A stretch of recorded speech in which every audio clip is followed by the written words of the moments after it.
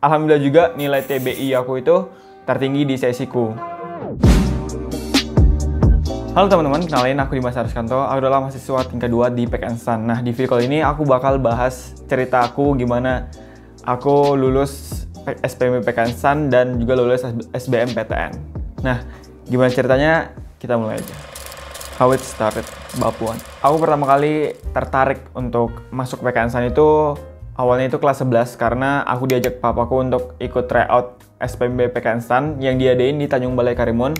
Waktu itu aku sebenarnya masih main-main gitu ikut tryoutnya karena aku nggak tahu waktunya alokasi waktunya, terus aku nggak tahu bentuk soalnya gimana, jadi aku cenderung main-main dan ya nilainya main-main juga. Cuman waktu itu aku kayak secara tidak langsung memutuskan untuk kayaknya aku pengen masuk PKN.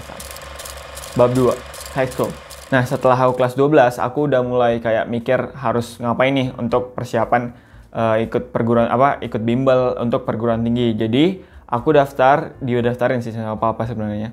Aku didaftarin untuk bimbel SPMB PKN di Batam. Nah, jadi uniknya tempatku sekolah dan tempat bimbelku itu berbeda pulau, berbeda kota, berbeda pulau. Jadi aku harus merelakan setiap weekendku, setiap hari Sabtu dan Mingguku untuk pergi ke Batam dan bimbel di sana.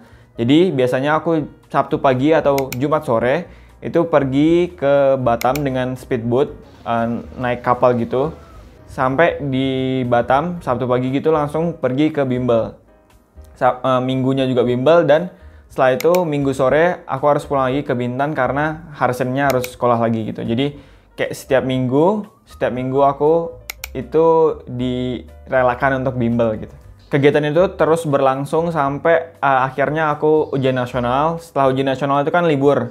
Nah, kebetulan aku juga lulus di beasiswa Higher Education Assistance atau HEA, yang mana HEA itu adalah beasiswa yang diberikan oleh salah satu perusahaan pariwisata di tempatku tinggal.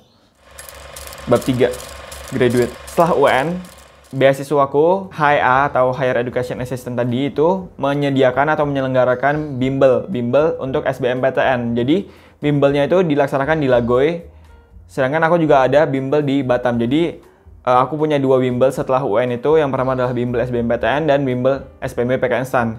Biasanya aku bagi waktu weekdays-nya setiap hari Senin, Selasa, Rabu, Kamis, Jumat itu aku bimbel SBMPTN di Bintan. Setelah itu Jumat sore atau Sabtu pagi aku berangkat ke Batam untuk bimbel SPMB PKN. Jadi jatuhnya kayak sekolah lagi gitu. Jadi aku punya 2 bimbel sampai akhirnya aku TBK sesi pertama tanggal 4 Mei. Sekarang setelah bimbel yang dari beasiswa itu selesai, aku bimbel lagi di Batam. Jadi sekarang aku punya 2 bimbel yang dua-duanya di Batam. Lebih enak sih. Aku paginya biasanya dari jam 8 sampai jam 2 siang itu aku belajar SBMPTN. Terus jam 2 siang sampai jam 5 sore itu aku belajar SPMB PKN di bimbelku yang PKN gitu. Setelah itu biasanya aku pulang, siap-siap, terus kayak ya makan dan segala macam, taraweh karena waktu itu lagi Ramadan.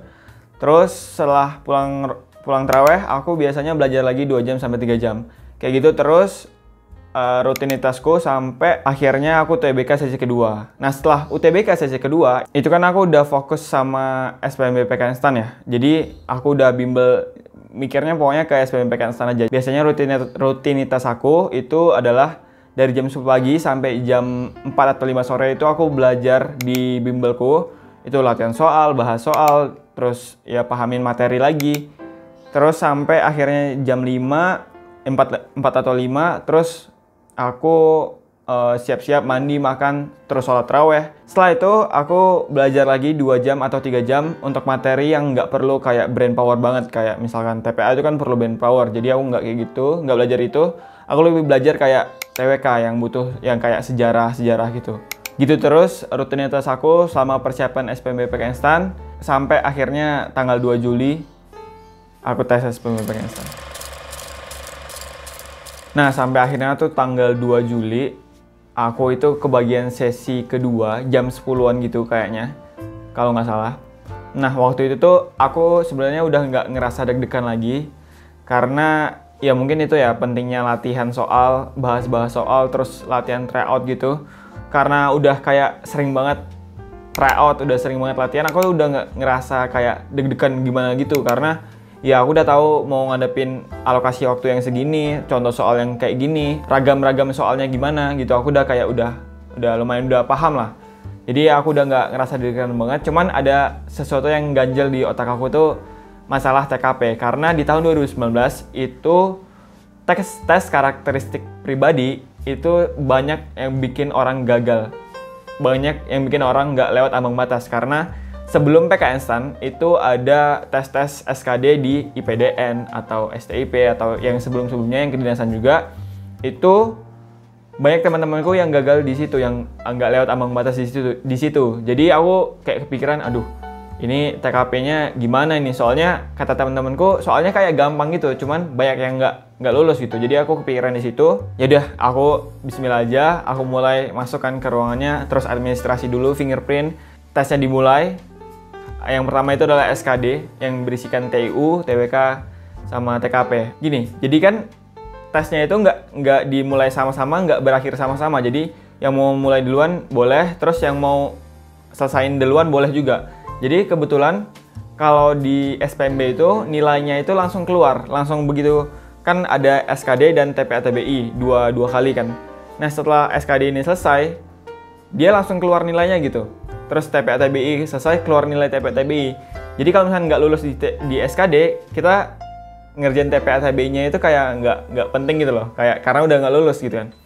Nah jadi waktu itu udah selesai ngerjain SKD, aku belum selesai, di ada orang di sampingku itu udah selesai dan dia nggak lulus gitu, kayak harusnya ya, karena dia nangis gitu. Jadi aku yang masih ngerjain masih ngerjain gitu kan, belum selesai, belum lihat nilaiku, terus orang di sampingku tuh udah selesai dan dia nangis gitu. Jadi aku makin takut kan, aduh anjir, ini gimana ya, kalau aku nggak lulus ya bakal nangis juga gitu kali ya. Jadi ya udah deh, aku ngerjain sampai selesai. Terus aku sempet takut kan mau klik selesai kan. Udah aku klik selesai dan ya alhamdulillahnya SKD ku lulus dan alhamdulillah juga nilainya bagus gitu kan. Udah aku lanjutin kerjain TPA-TBI. TPA-TBI ini juga sama, dia harus ada ambang batasnya, dan kalau nggak lulus TPA-TBI ya SKD tadi juga nggak berguna gitu kan, karena nggak lulus gitu. Udah aku kerjain aja, ingat waktunya juga nggak dikit, maksudnya nggak banyak kan, dikit kan waktu untuk TPA-TBI.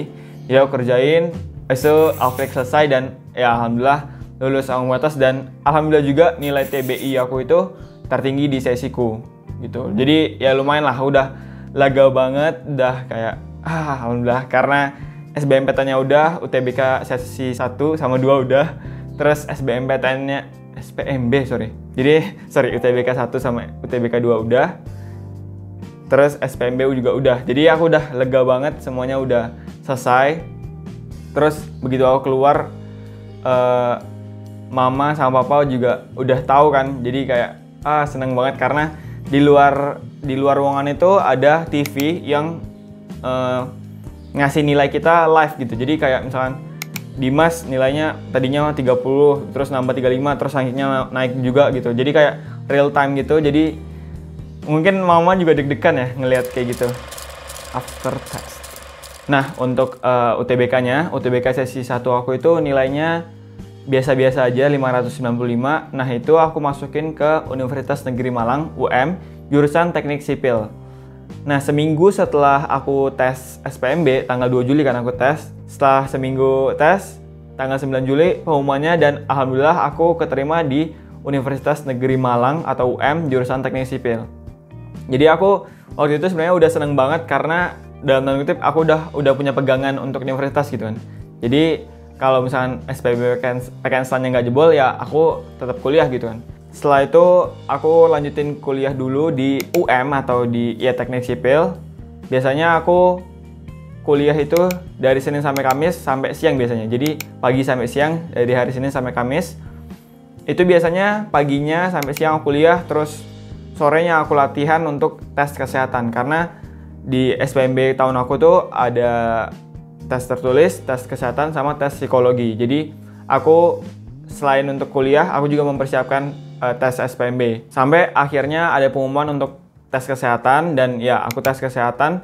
Tes kesehatannya itu di markas TNI AL atau TNI AU gitu. Jadi di situ ada tes lari, ada tes shuttle run, ada tinggi badan, terus darah tinggi segala macam lah, pokoknya tes kesehatan dan jasmani gitu.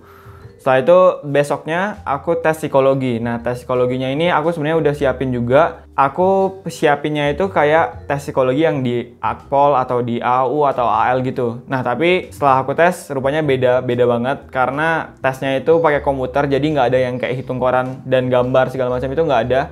Semuanya pakai komputer dan menurut aku sih apa ya, lumayan gampang sih. Nggak harus mikir-mikir banget gitu. Jadi ya udah, itu tesnya di announcement.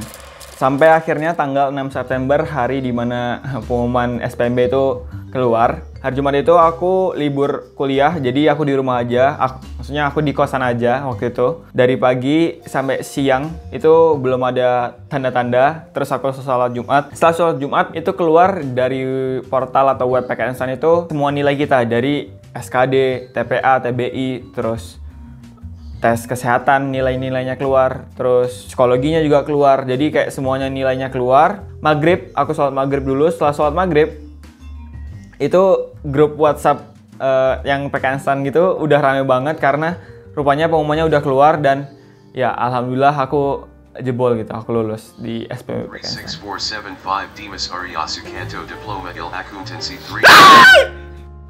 So ya, gitu cerita aku dari awal pengen masuk PKN-STAN, terus gimana persiapannya, sampai akhirnya tes, terus pengumuman gitu. Jadi ya, kalau misalnya teman-teman pikir ini bermanfaat, boleh di-share. Kalau ada pertanyaan, boleh ditulis di komentar di bawah. So, that's all guys. Terima kasih, dadah.